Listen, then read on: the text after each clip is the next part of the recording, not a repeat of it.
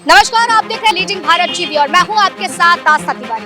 उत्तर प्रदेश में होने वाले 9 सीटों पर उपचुनाव को लेकर के जहां लगातार सियासत गरमाई हुई है और इस गरमाई हुई सियासत में जब बात कानपुर की सीट की आती है, यानी कि सीसामऊ सीट की, तो सीसामऊ सीट को लेकर के काफी ज्यादा चीजें देखने को मिलती है, क्योंकि गंगा की तट पर बसा ये शहर जहां से शुरू होती है सियासत का सफर, और सियासत के सफर के साथ जब बात इरफान सोलंकी की आती है तो 22 साल से जो सूखा था वहां पर कभी कमल खिलेगा भी या नहीं, सबसे बड़ा प्रश्न तो खैर ये भी है। लेकिन इस सीट पर होने वाले चुनाव के पीछे की बड़ी वजह यही निकल करके सामने आई कि जिस तरह से विधायक को सजा सुनाई जाती है आगजनी मामले पर और 7 साल की सजा के बाद अब यहाँ पर उनकी पत्नी प्रत्याशी के बतौर समाजवादी पार्टी से खड़ी है, तो वहीं भाजपा अपनी रथ की सवारी करके यानी कि कमल को खिलाने के लिए सुरेश अवस्थी को मैदान में उतारा है। अब ऐसे में जो कड़ी टक्कर देखी जा रही है वो दोनों के बीच में देखी जा रही है, लेकिन इस बीच जनता की नब्ज को टटोलने के लिए हम लोग यहाँ पर आ चुके हैं और यहाँ से शुरू होगा हमारा सफर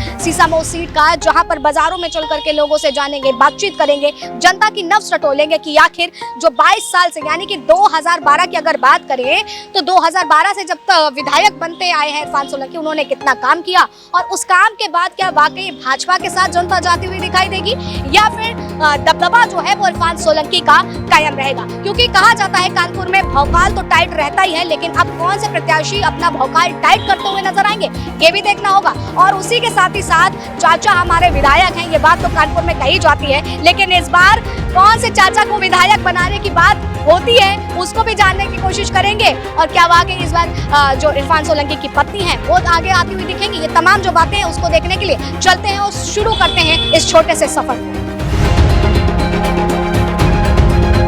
तो अभी तक समाजवादी पार्टी के जो यहाँ पर विधायक रहे उन्होंने कितना काम किया है? जी, हम लोग उनके कामों से बिल्कुल भी संतुष्ट नहीं है, क्योंकि वो इस क्षेत्र में वो यहाँ पे कभी वोट मांगने भी नहीं आए हैं।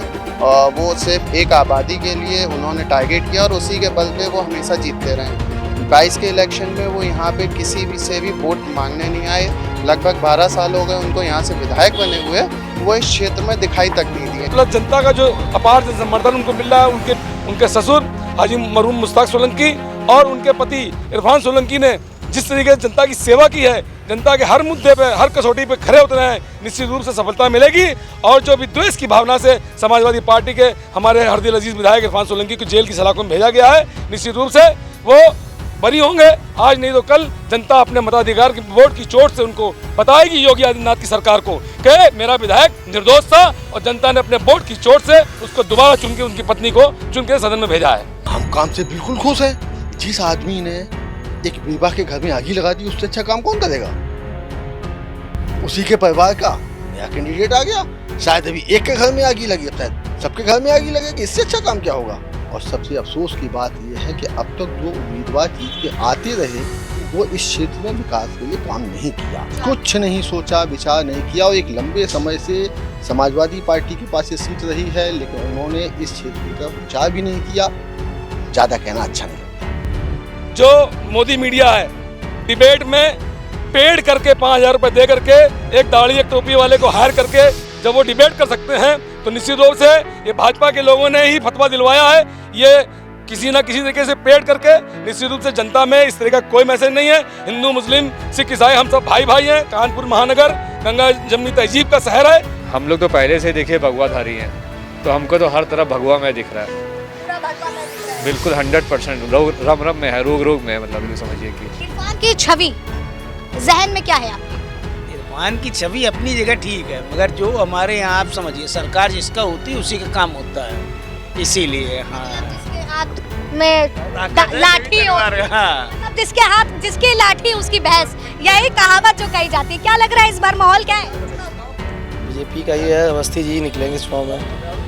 कुछ गलतियाँ पिछली बार जो हो गई थी अब वो पूरी की जाएंगी। मतलब पिछली बार कुछ गलती हुई थी, ऐसी कुछ जजमेंट के चक्कर में गलतियाँ हो गई थी, कहीं की तैयारी थी, कहीं टिकट दे दिया गया। इस बार इसको देखते हुए मतलब अवस्थी जी को टिकट नहीं दिया गया था, इसलिए ये सीट जी जी जी जी जी इस बार चुनाव जीत की तरफ जा रही बीजेपी और विधानसभा में इस बार कमल ही खिलेगा। विधानसभा में नहीं, ये कानपुर की 5 विधानसभाओं में इस चीज़ की चर्चा है कि विधायक इरफान सोलंकी के साथ सरकार ने गलत व्यवहार किया है और उनको गलत झूठे मुकदमे में फंसाया गया है। जहां तक कि आगे तो पूरे प्रूफ नहीं मिले हैं कि उसमें इरफान सोलंकी जी उसमें क्या नाम है, उसमें मामले में शामिल हैं। फ्लैट में हुई घटना थी, इतना बड़ा गुंडाराज का सबसे बड़ा उदाहरण था सपा सरकार में। और वर्तमान जो मौजूदा विधायक कभी इरफान सोलंकी जो इस समय जेल में है, ये उनका ही भूमिका पूरी रही थी, जो हाईलाइट में डॉक्टरों को बाहर निकाल के मारा था। सब जगह से आप लोगों ने देखा था उस घटना को। तो उसी मद्देनजर देखते हुए आज उनको जेल में सलाखों के पीछे है और जनता इस बार अवस्थी जी को सपोर्ट करेगी और कमल खिलाएगी। इस क्षेत्र के जो मुखिया बने हैं इस शहर के, बहुत परफेक्ट हैं।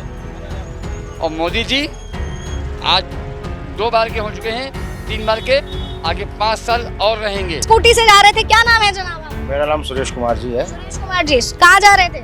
मैं जा रहा था मिस्टन रोड। मिस्टन रोड जा रहे हैं, अच्छा। मैंने देखा साहब को, अपने हाजी जी का, बहुत अच्छे व्यक्ति थे।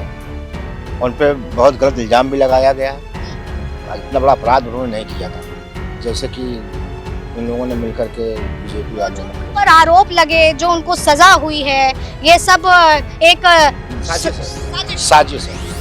जब मुश्ताक भाई बुर्का पहन करके आए और फरजाना बीवी का वोट डाल करके चले गए,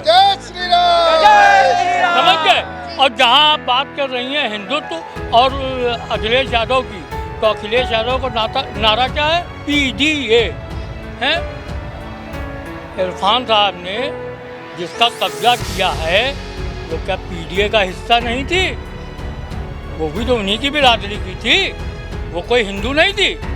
और उसी ने केस किया था, तब इरफान भाई को उनके कर्मों की सजा मिली है। यही वजह है, इसलिए कह रहे हैं जुड़ेंगे तो जीतेंगे। जुड़ेंगे कैसे? जुड़ेंगे कैसे? वो जो उनकी सोच है उस मानसिकता को ये दर्शाती है कि उन्होंने इस समाज के लिए कुछ नहीं किया। सपा ने इस समाज के लिए कुछ नहीं किया। तो इतिहास कौन रचेगा, ये आने वाली तारीख 13 तारीख को जब वोट कैद हो जाएंगे उसके बाद तो पता ही चलना ही है। लेकिन उस बीच जनता किस तरह से देख रही है, पार्टी के कार्यकर्ता में जोश कितना है, वो साफ तौर पर देखने को मिल रहा है। बहरहाल अब ये तो वक्त ही बताएगा। फिलहाल तब तक के लिए आप बने रहे न्यूज़ 1 इंडिया पर और लीजिंग भारत टीवी पर। वीडियो जर्नलिस्ट नौसाद के साथ आस्था तिवारी।